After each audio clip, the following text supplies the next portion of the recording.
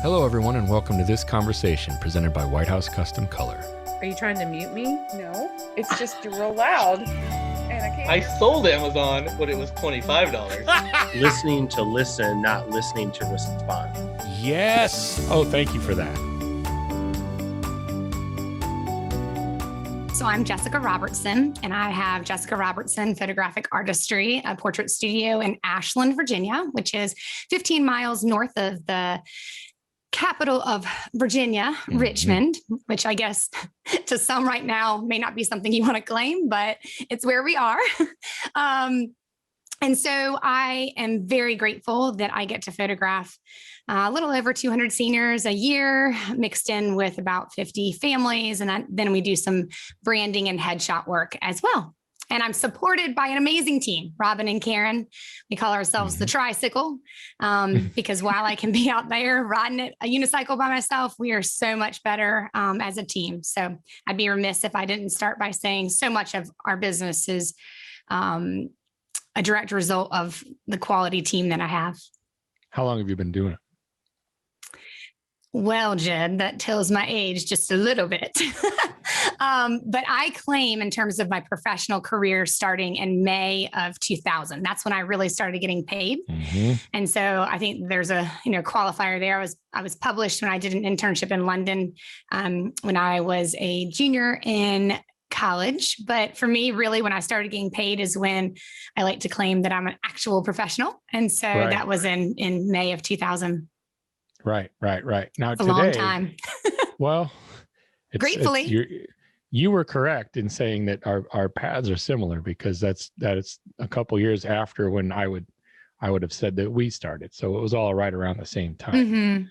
Right. And my first 5 years were I was a teacher. And so I was teaching full time and I was working evenings and weekends. So that first 5 years was a mixed bag, Yeah, right. Well, we had the dual income thing going on for a while, which was helpful, but then that quickly became all of our eggs in one basket for a time.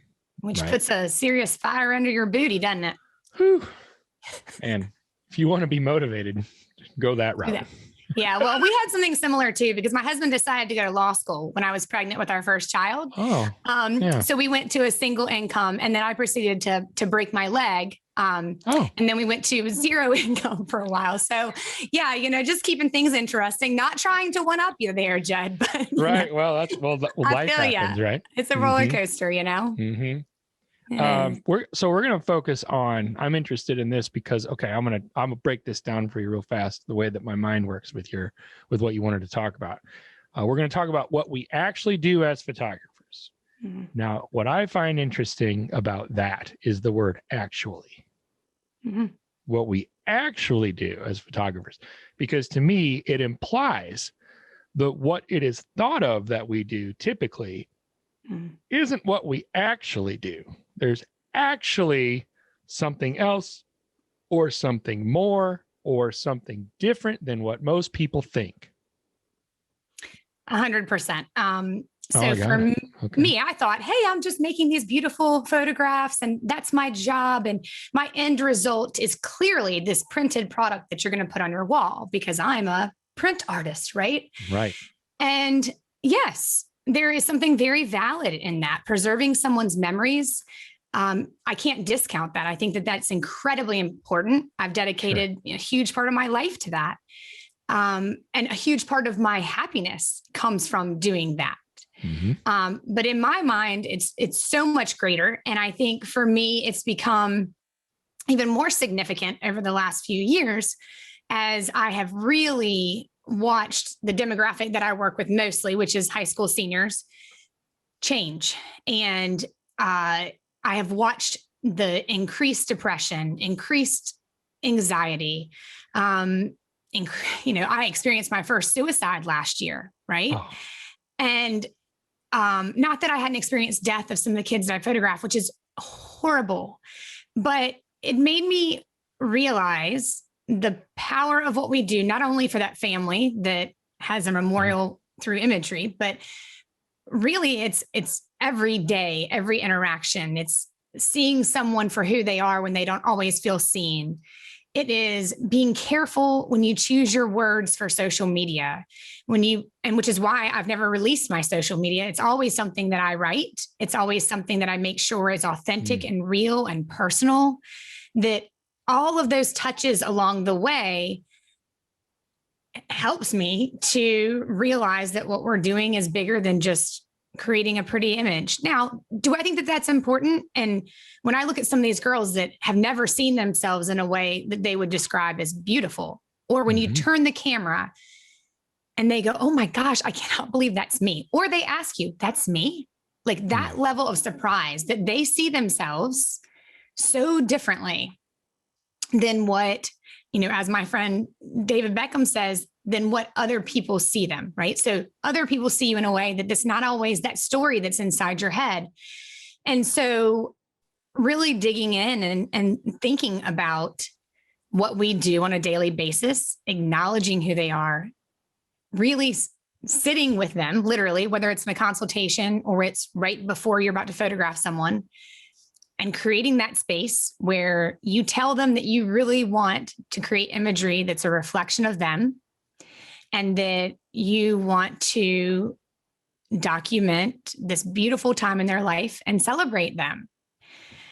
In our society, it's not something that we always do. That's celebrate. Yes, we have birthdays and those kinds of things, but I think really just celebrating the person that they are is not something that we always do. So that was a lot, but that's kind of my mind right now. It's kind of all over the place, Well, I think that the gravity of what you're talking about is kind of hitting me in the chest, right? And so I'm hesitant on, and this doesn't happen to me very much, but for whatever reason, I'm reluctant to go where I'm being pulled into going with this, but I'm just going to do it anyway. You should. That's a dead. Well,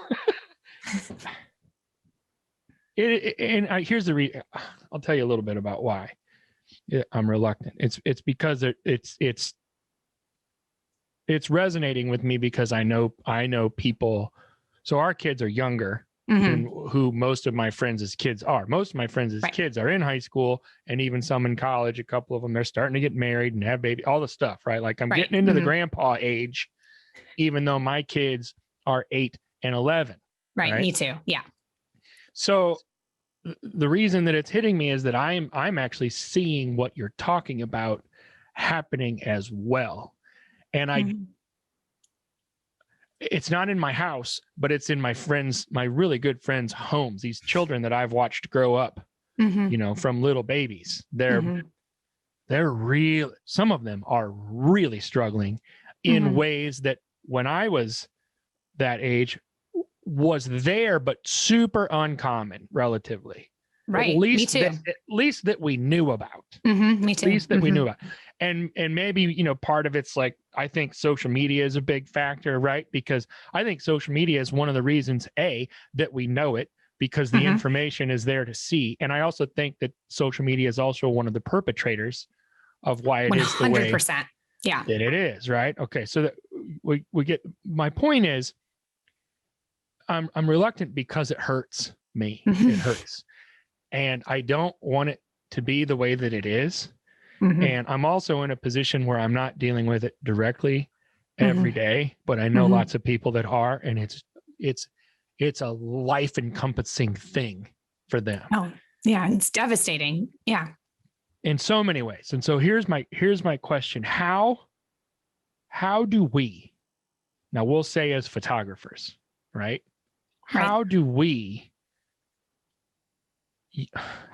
make it so that we have an awareness of this and how it ties into what we actually do, right? Like, how do we carry the meaning and the weight of that around and put ourselves into a position where we're able to adopt that perspective and that mindset without losing it, right? Because we're not, it's not on our plate every day the way that it is for so many other people.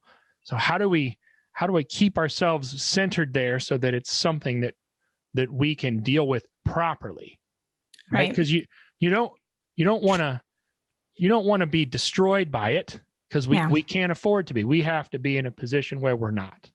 Right. Right. But you also want to be sensitive to it. Very, And aware of very. Mhm. So how do you do that? So I think it's not one of those situations. Unfortunately, it's not like, okay, so this kid is depressed. So what do you do? Right. I don't think there's a formula for any of this. Good and point. I think point. that's also why it makes it so daunting, right? You don't say, Yes. okay, I want to make this image of black and white. Well, these are the steps that I take to make the very best black and white, right? Right. It's not Right. that way. No. And No. I think that that's the human aspect of what we have to recognize is part of what we do. I had a bride many years ago that wrote me a letter thanking me for a variety of things. But one of the things she thanked me for was for being her psychologist during her wedding. Right. And so, and that was true. Let me tell you, at that wedding, that was straight up true. But I think meeting people wherever they are and with whatever they're willing to disclose to you. Right. So, we have a simple question on our information sheet that says, what concerns do you have? Right. And that's a place where they may or may not give you that information. Right. So last Thursday, I had a girl that I was photographing. And I said, okay, before we get started, is there anything else that you want to discuss? Because we had a plan. It was a very clear session. It was a short session. And she said, oh yeah, I'm a little concerned, about my hair. If you can just make sure it looks, as thick as possible. I was like, oh, absolutely happy to do that. And then she shares that, I can't remember the name of it, but it's part of her anxiety is that she pulls her hair out. And so it's something that she's been dealing with. Right. So how brave of her, right? To share that. And it's shocking to me how much people will share, So, but you're giving them a way to do it. You're giving them the room to do it, the space. Right. Right. You're intentional with that going in. Oh, very much so. And a lot of people want to share. Yeah. But I think that we're in a small community. You know what I mean? So maybe moms are scared to share. This generation is more willing, I think, to share than previous generations. They're not as like in the Southern way, let's, keep it quiet. What goes on in the house, behind closed doors is not something we're putting out under in the public, rug. right? Right. Because that's how I grew up. And so I acknowledged it at that point. It was interesting that she wanted to show a really happy and joyful part of who she is. Now, is that true? 100%. That is who she is and who she wants to be and what she wants to show, right? Right. And then at the end of it, this was just sitting in my pit, right? It was sitting in my pit that I'm seeing this external, happy, joyful person, which is what we all want to see in our children, right? We all want them to be genuinely happy. Right. And I was moved to just say, I need to tell you, I am so proud of you. You are so brave to have told me about this condition that you have. And I know that probably wasn't very easy, but I would be remiss if I did not say, I think it is awesome that you've acknowledged that you've had this issue and that you're working towards not having it be a part of your life that controls you. So I'm really proud of you. Just saying that to someone makes them feel better, that I'm a safe space to be honest with. And whether that's, your preacher or your teacher or whatever it is, I think it's important to be one of those characters in these kids' lives, especially right now when we're shoving most kids in their bedroom and they're having school online. The only thing they have is social media. I mean, I watched The Social Dilemma and it was everything that I knew, but it was validated, That's it. Yep. And it was done through numbers and facts. And then you see yourself in certain aspects of that addiction. And you certainly see this generation, this class of 2021 graduating. It makes me think, how do they even have a chance? That's what it makes me think. It makes me think these poor kids, how do they even have a chance? It would have wrecked me in my feeble little brain and my feeble little psyche in high school. I would have been destroyed. I truly think that. Which is why it's also terrifying right now that the things that distract them from that have been taken away, which is why right now it is of a huge concern to me, because for me, I see these kids that are active in athletics, active in their church, active in volunteering, all these things that they can't do most of right now. Right. Yeah. Wow. And so you take all of those things away that distract them from their cell phone, and then they're supposed to not fall into these bad habits of swiping on their phone 50 million times a day. And, you take away all the good options, and then all you have left are the destructive bad habit forming options. Right. And I mean, for me, there's always been distractions. There's always been things that, for me, when I was in high school and I was playing tennis, I would come home, immediately do my homework. I would, be focused. I wouldn't have all these little extras. Now, when I wasn't playing tennis, I would come home, I'd turn on some Oprah. Yeah, that's showing my age, eat a snack, procrastinate. So there's always distractions. But the problem now with the distraction is that it can be very negative. Yeah. And destructive. And I also think that there are times that I've been concerned about kids. Like I've looked at a kid and I've gone, gosh, she is so incredibly thin. Yeah. I'm a little nervous about that. Yeah. And what's the right thing to do then? I think to speak. I think to speak in that situation. I think that even if you make someone angry, you're not going to look back and go, if I had just said something. I can't live with that. I mean, even now, like, when I mentioned Garrett earlier, who committed suicide last year, I can't tell you the number of times I've thought back about my conversation with him. Like 1 week and 1 day after I photographed him, he was gone. And so I knew every conversation I had with him. I can remember every single bit of it. And I thought to myself, was there ever a moment that he was reaching out to me and I missed it?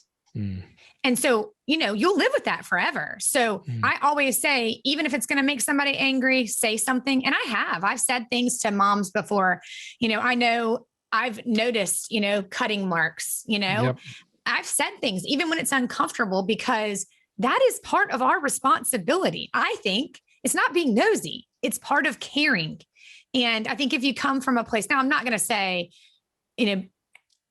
approach in a judgmental way at all, but I say that I think you should have that conversation out of love and concern and compassion and kindness and community.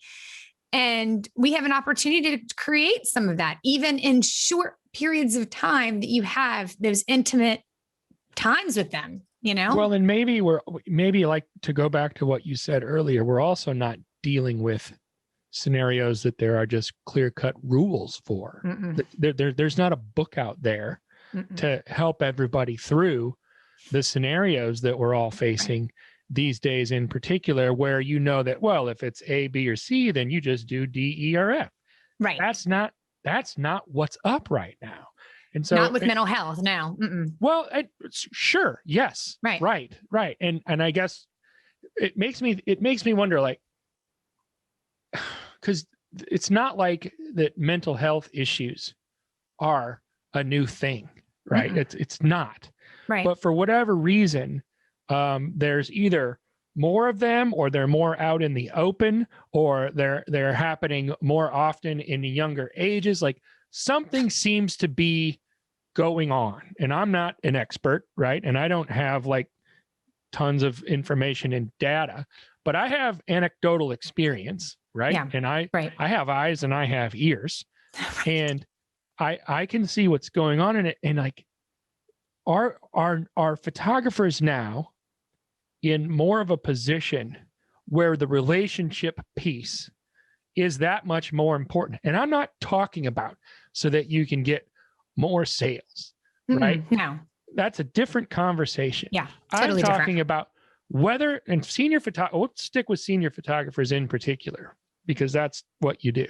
And I'm familiar with that to some degree. Are senior photographers in a position now, whether they like it or not, that relationally they're going to find themselves in situations that are much, much bigger than merely the photographs? The simple answer, in my opinion, is yes. I can't tell you how many times this year I have had parents emotional over the amount of gratitude they have for what we have done for their senior. I have never in my life experienced it. And again, it's not because of one thing. Do I think COVID has an impact? Absolutely. Yeah. Absolutely. Right. So we have, fortunately, I recognize that I'm in a very different place than a lot of people are throughout the country and throughout the world, but we had a break where we had, a shutdown in the spring. And then we kind of came back mid-May. That was really when we came back. And parents literally in tears saying how grateful they are to have something that is normal for their seniors, telling us they can't tell you how it's affected their child and that they've seen their confidence change.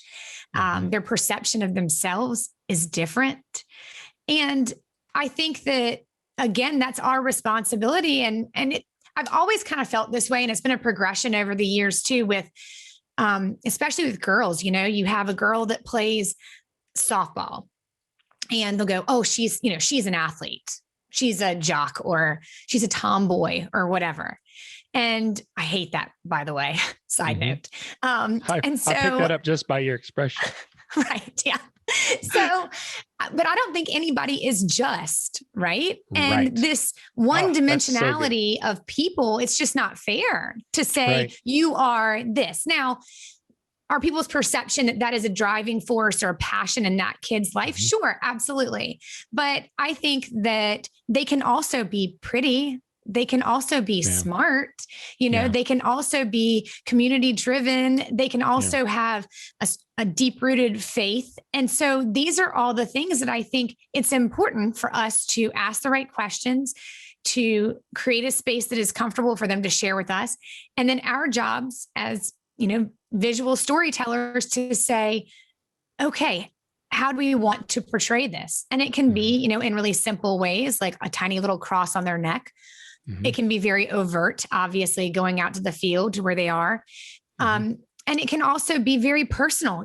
I mean, this year we had more kids that had lost a parent than I've ever had in a single year ever. I had 8 kids we photographed 231 seniors this year. I had 8 kids that lost a parent. That's unreal. I had 7 that have parents that are going through cancer or heart issue. Like I've never experienced that in my life.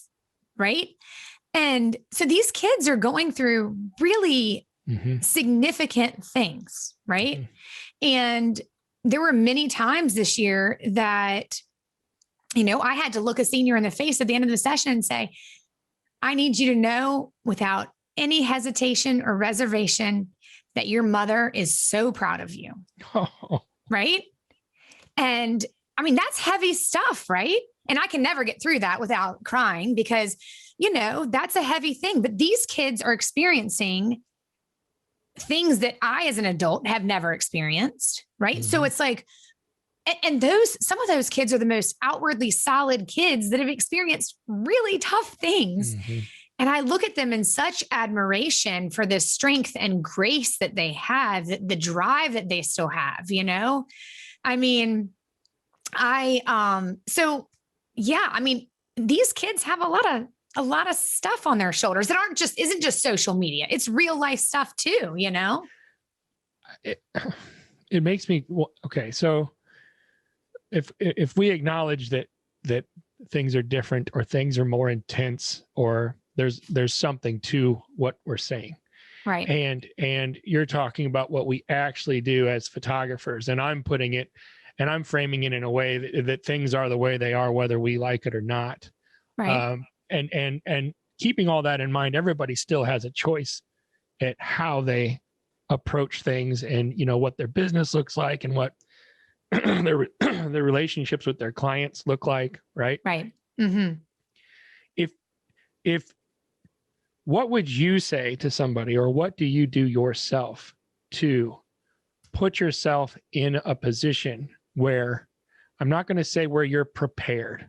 I'm not going to say where you're totally equipped, because I don't want to come across as, again, oh, if you just do this, then everything's good. But how do you intentionally ready yourself as best you can to be more prepared for the things that may come your way, given everything that we're discussing? Like, what can somebody do to be as ready as possible? Yeah. I think that you have to care, be authentic. You have to listen.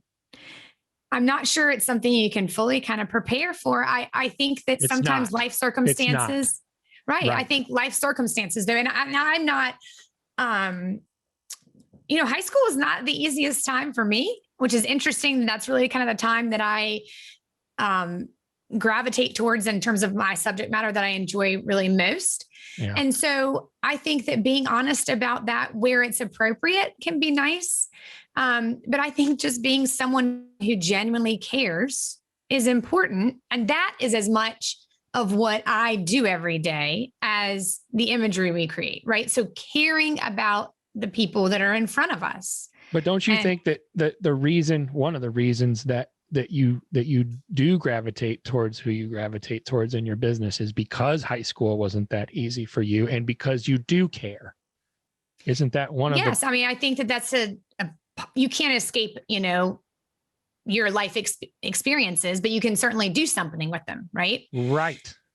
So I think that there's something really important about remembering that. I think, when I left high school and I went to college, I was like, I'm the only one that's going to this school. Like nobody's going to know anything about me. Right. I'm creating a brand new clean Jessica. Slate. Right.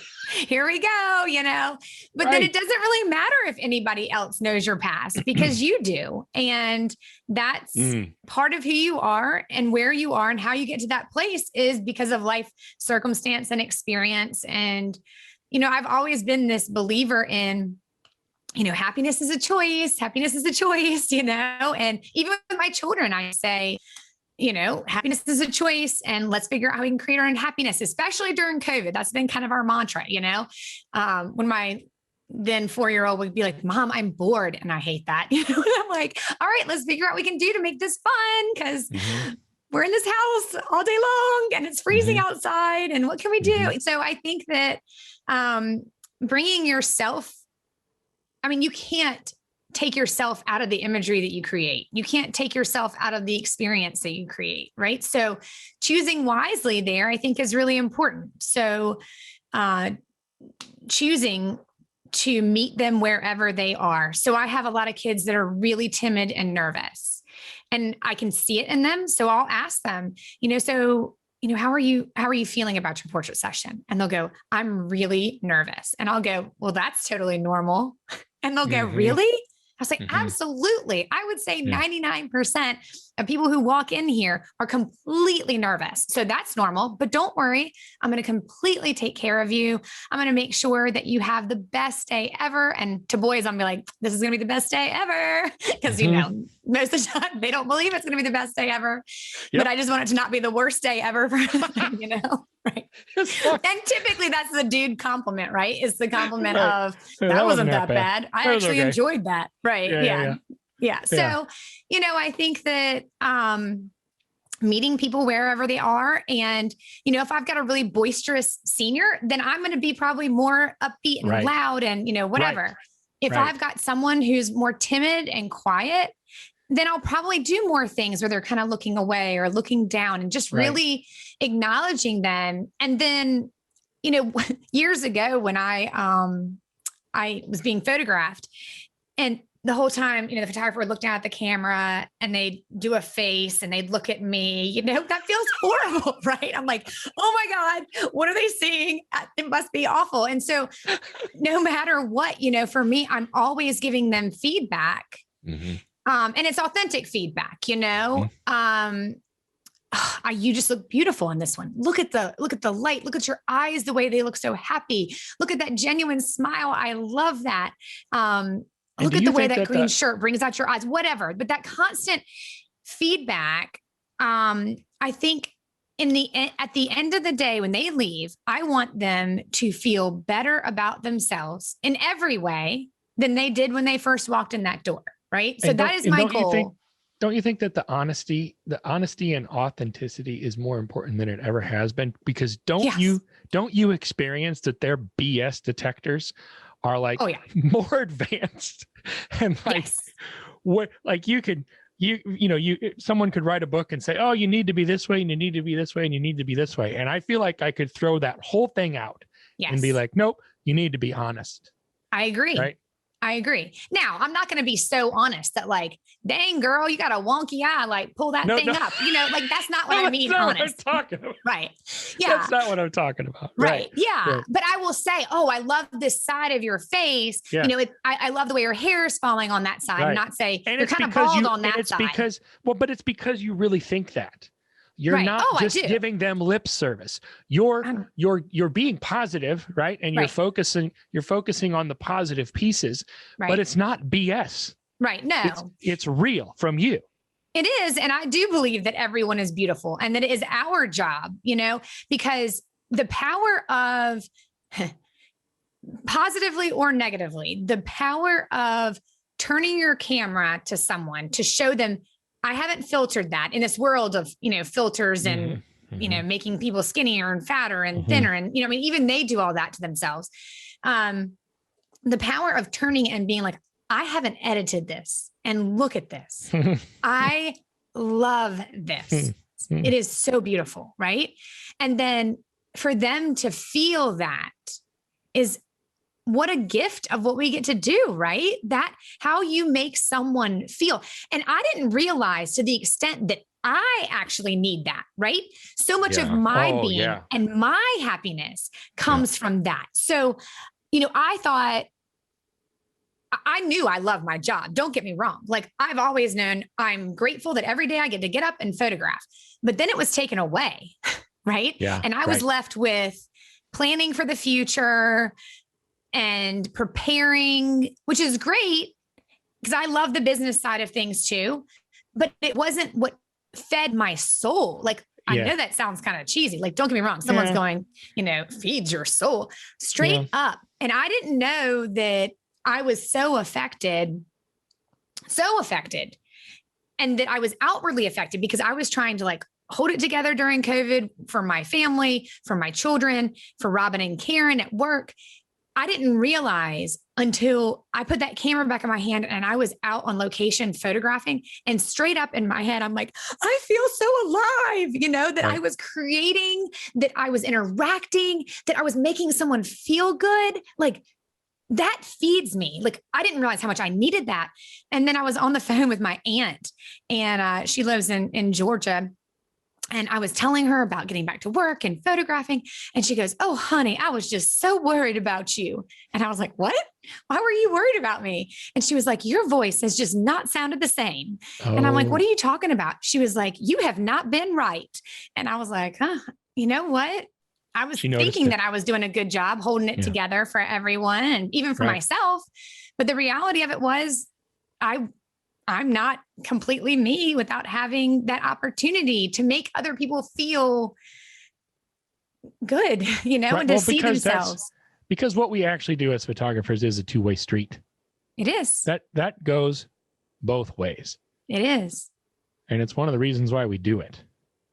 Yes, absolutely. So you can say that it sounds cheesy, and I get people qualify those types of statements with, oh, this sounds cheesy, or that I know this sounds this way or that, but it's also true.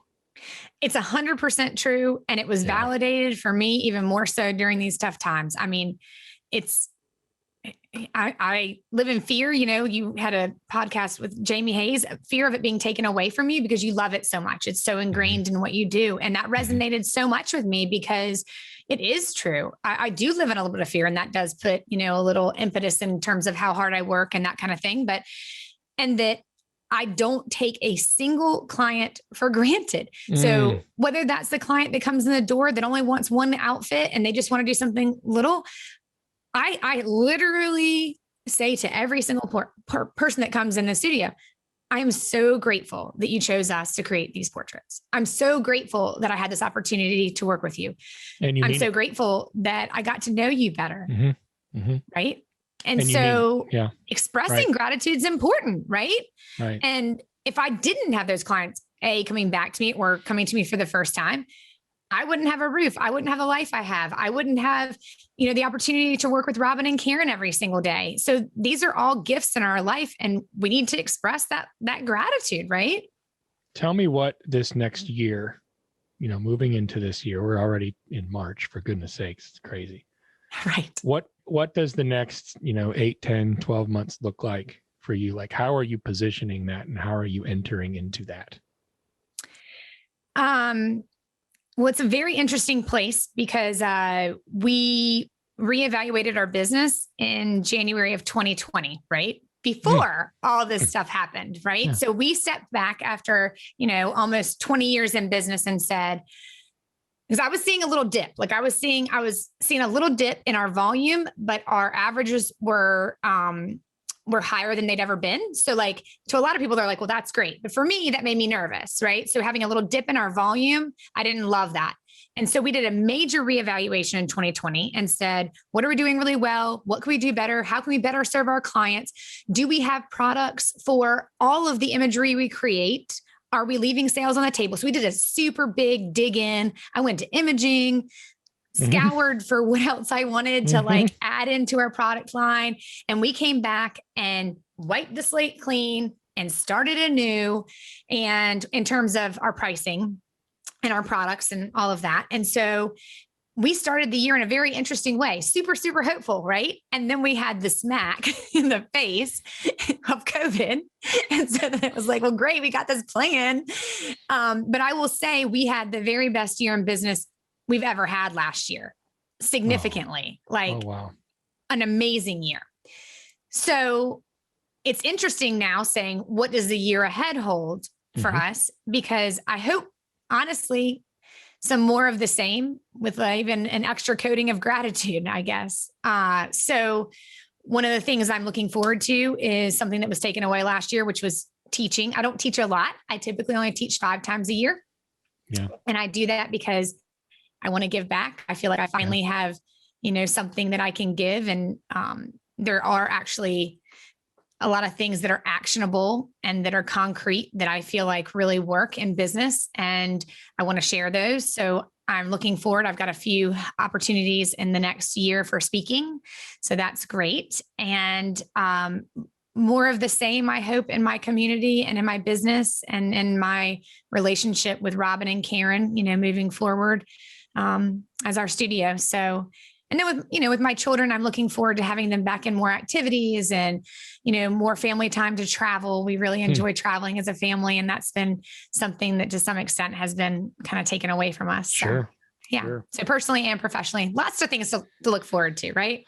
Oh man, I think you're right. I hope you're right, but I also think you're right. And those are different things, right? I hope what you're saying is absolutely correct, that this year has that coming at us. But I also think you are. There's a sense there that there's an underlying hope for sure. Yeah. Yes. Jessica, tell me where people can go and find you on the webs. Sure. So I have a Facebook group called what is it called? It's called Shoot It Straight with Jessica Robertson, which, what am I called? What's my name? Shoot It Straight with Jessica Robertson. And I originally created that as a space where people could go, to share funny little things or ask questions. And it has been that. I will be honest, in terms of bandwidth, I didn't have a lot of extra bandwidth this past year.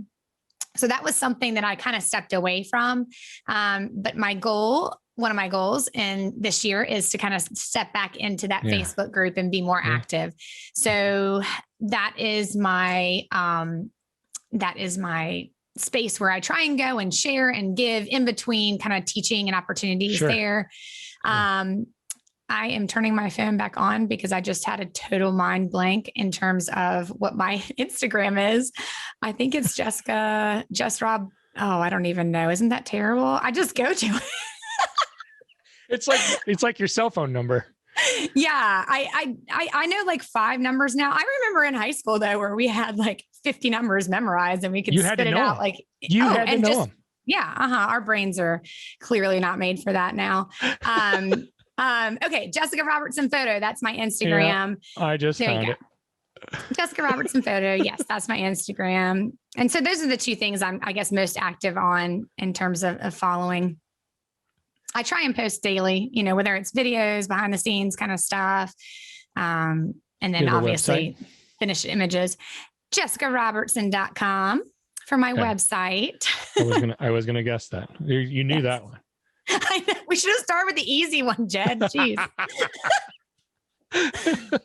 Hey, you know what? Thanks for joining me today. This was really good. It was interesting. This was sobering and hopeful at the same time for me. Like, I think it's important to discuss this stuff and to be aware of this stuff and because otherwise otherwise we tend to maybe ignore it or dismiss it or do that sweeping under the rug, that Southern thing you were talking about. That's not just Southern. I can promise you it's very Midwestern as well. Right. I just think it's important that we don't do that, especially with stuff like this. I completely agree. And I think when you were like, well, what do we do? I think the starting place is just having an awareness and, genuinely caring for others. And I know that this is probably not the direction that you thought we were going, but it's just been sitting so heavy on my heart that I think that this is something that we have to discuss and be aware of. So I think it's a big deal. And I appreciate you, Jed Toffer. I think you do a wonderful thing in the gift that you create with this podcast. And so I want to make sure I tell you that I'm grateful for you. And I'm grateful that you wanted me to come on here and chat with you. I look at all the amazing people you get to talk to on a weekly basis. And I'm not sure where I fit in there, but I'm very grateful that I've squeezed my little way in there. So thank you. This was wonderful. Thank you for that. And thank you for joining me. And I will see you next time. All right. I look forward to it in person, and I'm going to give you a big old Jed hug when we're allowed to do that. Or if you want to do that, I'll take it. Thank you. All right. Well, love to your family and your beautiful children and your awesome wife, Vicki. Thank you. All right. Bye. Hey guys, thanks for watching this conversation presented by White House Custom Color on YouTube. Be sure to check out our other content and click that subscribe button right there. Right. Right there. It's there somewhere.